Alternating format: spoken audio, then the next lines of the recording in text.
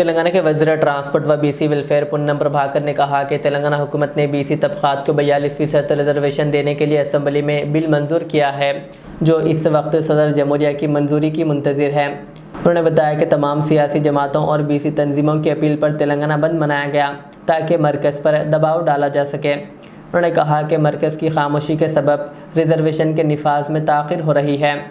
वज़ीर ने बीजेपी के मरकज़ी वज़रा और अरकान पार्लियामेंट से अपील की है कि वो कमज़ोर तबक़ात की आवाज़ दिल्ली तक पहुँचाएँ।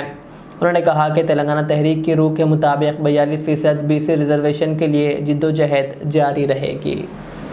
తెలంగాణ ప్రభుత్వం 42% రిజర్వేషన్లు బీసీలకు ఇవ్వాలని మొత్తం రాష్ట్ర వ్యాప్తంగా కుల సర్వే నిర్వహించి శాసనసభ ద్వారా చట్టాన్ని చేసుకొని గవర్నర్ గారి ఆమోదం పొంది రాష్ట్రపతి దగ్గర పెండింగ్ ఉన్న అంశం అందరికీ తెలుసు. ఈ సందర్భంలో మార్చి 30 నాడు పోయిన బిల్లులు ఇప్పటికీ ఆమోదింపబడకపోవడంతో రాష్ట్ర ప్రభుత్వం ఒకవైపు 2 సంవత్సరాల నుంచి గ్రామ పంచాయతీ స్థానిక సంస్థల ఎన్నికలు లేక కేంద్రం నుంచి నిధులు రాకపోయినప్పటికీ 42% తోటే రిజర్వేషన్లు సాధించాలి అనే ఆలోచనతో రాష్ట్ర ప్రభుత్వం అన్ని రకాల చర్యలు తీసుకుంటుంది. ఈ సందర్భంగా శాసనసభలో అన్ని రాజకీయ పార్టీల మద్దతుతోటి బిల్లులు పాస్ చేసినప్పటికీ దీనిలో ప్రధానమైనటువంటి నిర్ణయం తీసుకోవాల్సిన కేంద్ర ప్రభుత్వం మౌనంగా ఉండడము, తదుపరి చర్యలు తీసుకోకపోవడం వల్ల ఈ అమలు జరగడానికి జాప్యం జరుగుతోంది. న్యాయస్థానాల్లో కూడా పోరాటం చేస్తూ ఉన్నాం. రేపు హైకోర్టులో కూడా అఫిడవిట్ దాఖలు చేస్తాం. అన్ని రకాల పోరాటం జరిగే సందర్భంగా తెలంగాణలో ఉన్నటువంటి బలహీన వర్గాల నాయకత్వం అంతా కూడా జాయింట్ యాక్షన్ కమిటీగా ఏర్పడి అటు మాదిగ దండోరా, మాలా మహానాడు, అన్ని బీసీ సంఘాలు, పెద్ద పెద్ద బీసీ నాయకులంతా కూడా ఐక్య సమితికి ఏర్పడి ఈరోజు బంద్ పిలిపిస్తూ ఉన్నారు. వారికి అభినందనలు. ప్రజలు కూడా అందరూ సహకరిస్తూ ఉన్నారు. తెలంగాణ రాష్ట్ర వ్యాప్తంగా బంద్ శాంతియుతంగా జరుగుతూ ఉంది. రవాణా శాఖ పక్షాన అన్ని రాజకీయ పార్టీల విజ్ఞప్తి మేరకు బస్సులు కూడా అన్ని కూడా బంద్ చేసుకోవడం జరిగింది.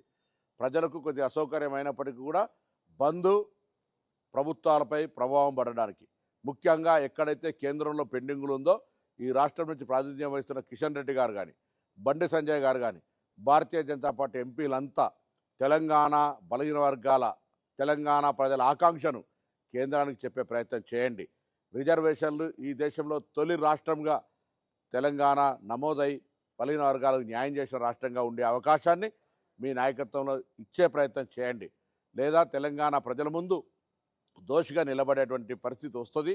కాబట్టి భారతీయ జనతా పార్టీ విజ్ఞప్తి చేస్తున్నా, రాజకీయం లేదు, విమర్శ లేదు. ఈరోజు బాధ్యత మీది, కేంద్రంలో ఉన్న బాధ్యత మీది, రాష్ట్ర వ్యాప్తంగా మా బాధ్యతలన్నీ నిర్వహించినాం. మళ్ళీ ఏ చట్టమైనా ఏ న్యాయస్థానంలోనైనా మా వాదన వినిపించడానికి సిద్ధంగా ఉన్నాం. కానీ నిర్ణయం తీసుకోవాల్సినటువంటి కేంద్రం భారతీయ జనతా పార్టీ చేతిలో ఉంది. కాబట్టి వెంటనే ఎటువంటి జాప్యం లేకుండా 42% అమలయ్యే విధంగా చొరవ చూపెట్టాలని తెలంగాణ రాష్ట్ర బీజేపీ నాయకత్వాన్ని, కేంద్ర బీజేపీని సందర్భంగా కోరుతూ బంద్లో పాల్గొంటున్న ప్రతి ఒక్కరికి అభినందనలు. ఈ ఆకాంక్ష ఆనాటి తెలంగాణ ఉద్యమ స్ఫూర్తితోటి ఏ విధంగా అయితే జాయింట్ యాక్షన్ కమిటీగా నడిచిందో ఈ జాయింట్ యాక్షన్ కమిటీ 42% రిజర్వేషన్ సాధించేంత వరకు పోరాటం కొనసాగాలే, ముందుకు నడవాలని శుభాకాంక్షలు తెలియజేస్తూ వారందరి నాయకత్వంలో తెలంగాణ ప్రభుత్వం తప్పకుండా ప్రజాపాలన ప్రభుత్వం 42% కట్టుబడి ఉందనే మాటని సందర్భంగా తెలియజేస్తాను.